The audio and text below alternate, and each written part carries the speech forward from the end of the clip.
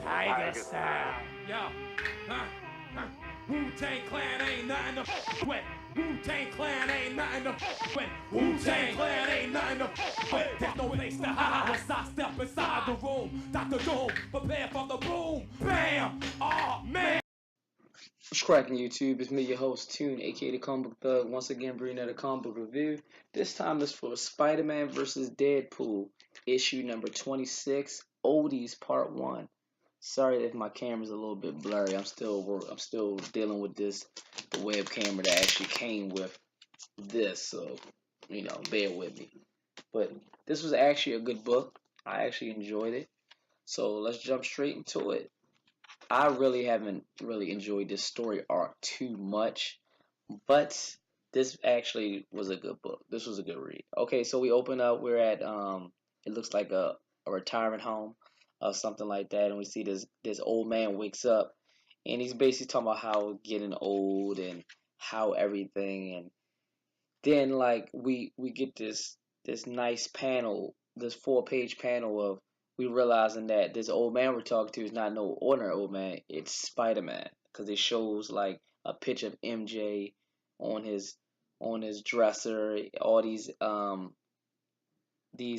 pictures of Spider-Man in the background, and you even see a silhouette of a shadow of Spider-Man behind him. Like he's stretching, but you see the old man stretching, Peter Parker stretching, but you see Spider-Man like the shadow of him behind him.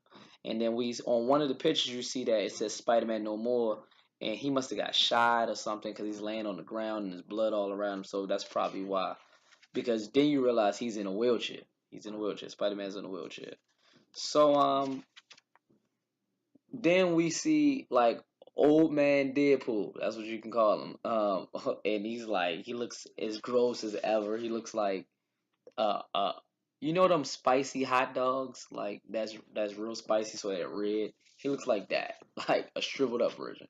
So basically, he's telling him like he need to get back into action, and Peter's like, "Yo, I'm old. I'm done with all that. Like I'm done with all that." So meanwhile, someone has been stealing stuff around the retirement home, and Peters took notice to it. And one day he's like, he's just taking pictures because he used to be a photographer. He's taking pictures outside of his window, and he sees somebody sneaking in one of the apartments below. He he he goes to Deadpool, and he tried to tell Deadpool, and Deadpool was clearly in there having sexual relations with one of the nurses, because I mean they don't show it, but like they you know so they imply it. So Peter goes to stop the burglar, and he starts fighting with the burglar. Burglar knocks his teeth out. It's crazy. And then Peter just says, "Fuck this, I'm Spider-Man." So in the wheelchair, not getting out at all because he's strapped into the wheelchair, he beats the fuck out of this burglar. He beats the holy hell out of this burglar. And Deadpool shows up, and Peter says, "I feel amazing. I feel amazing." And he's like, he's back, and Deadpool talks him into, coming back, like coming back to Spider-Man, being Spider-Man and everything like that. So meanwhile, we see that Deadpool actually set this all up. Like he set this all up with the burglar. He paid the burglar with the burglar and the nurse and the fake police officers that came to arrest the burglar. Deadpool set it all up just so Peter can get his confidence back, so he can go back to being Spider-Man. So the comic closes with Deadpool dressed in his old Deadpool costume and Spider-Man still in a wheelchair, web slinging with the wheelchair strapped to him, and they saying we need to go kill Deadpool, and they're going after, I guess, a new version of Deadpool, something like that. It says Deadly Assassin. Deadpool is back. So that's how the comic closes. Actually, it was a very, very good book. Like, I actually enjoyed it, and I have not been a fan of the Spider-Man versus Deadpool book because they're basically the same character, man. So like, it just they be the jokes that they be doing. I understand it's kind of funny. It's supposed to be like potty humor and shit like that, but this story arc just has not caught my attention. As you can tell, even though I wasn't doing reviews before this year started, I would not have been doing these reviews. And this is issue 26, and this is my first review. So hopefully issue 27 is good.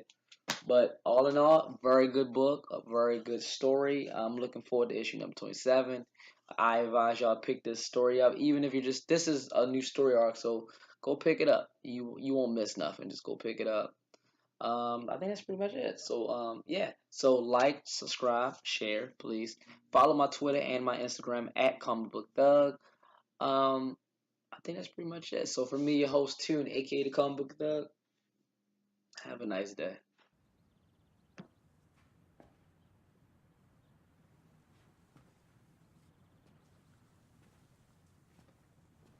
You're still here. It's over. Go home.